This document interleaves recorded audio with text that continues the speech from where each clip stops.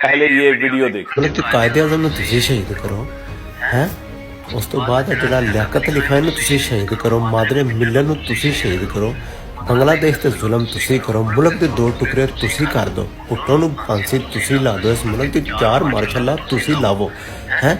ਇਸ ਮੁਲਕ 'ਚ ਅਹਿਮਦ ਖਾਨ ਸੀ, ਯੂਸਫ ਰਮਜ਼ੀ, ਆਫੀਆ ਸਦੀਕੀ, ਸਾਡੀ ਭੈਣ ਨੂੰ ਚੁਕਵਾ ਕੇ ਅਮਰੀਕਨਾਂ ਦੇ ਹਵਾਲੇ ਤੁਸੀਂ ਕਰ ਦਿਓ, ਪਾਕਿਸਤਾਨ ਨੂੰ 11 ਦੀਆਂ ਜੰਗਾਂ 'ਚ ਤੁਸੀਂ ਧਕੇਲੋ ਤੇ ਨੈਸ਼ਨਲ ਸਿਕਿਉਰਿਟੀ ਦਾ ਰਿਸਕ ਇਮਰਾਨ ਖਾਨ ਹੋ ਗਿਆ। ਅਮਰੀਕਨਾਂ ਨੂੰ ਵੱਡੇ ਤੁਸੀਂ ਦਵੋ, ਨੈਸ਼ਨਲ ਸਿਕਿਉਰਿਟੀ ਦਾ ਰਿਸਕ ਇਮਰਾਨ ਖਾਨ ਹੋ ਗਿਆ।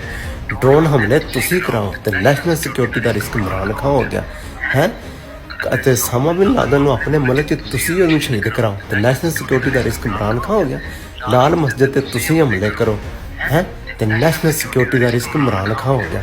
ਪੱਲੇ ਉਹ ਤੁਹਾਡੇ ਸੈਫਰ ਦੇ ਨਾਲ ਘੁੰਮਤਾ ਅਮਰੀਕਨਾਂ ਦੇ ਕਹਿਣ ਤੇ ਇਮਰਾਨ ਖਾਨ ਦੀਆਂ ਤੁਸੀਂ ਡਿੱਗੋ ਤੇ ਨੈਸ਼ਨਲ ਸਿਕਿਉਰਿਟੀ ਦਾ ਰਿਸਕ ਇਮਰਾਨ ਖਾਨ ਹੋ ਗਿਆ।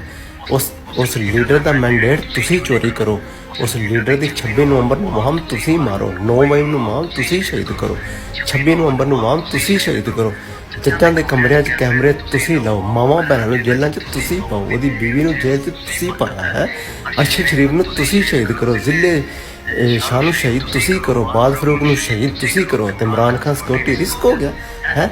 ਜਿਹੜਾ ਕਹਿੰਦਾ ਇਸ ਮੁਲਕ ਦੇ ਵਿੱਚ ਤੁਸੀਂ ਆਇਨ ਦੇ ਮੁਤਾਬਕ ਜ਼ਿੰਦਗੀ ਗੁਜ਼ਾਰੋ, ਆਇਨ ਦੇ ਮੁਤਾਬਕ ਤੁਸੀਂ ਬੈਰਕਾਂ 'ਚ ਜਾਓ, ਉਹ ਨੈਸ਼ਨਲ ਸਿਕਿਉਰਿਟੀ ਦਾ ਰਿਸਕ ਹੈ।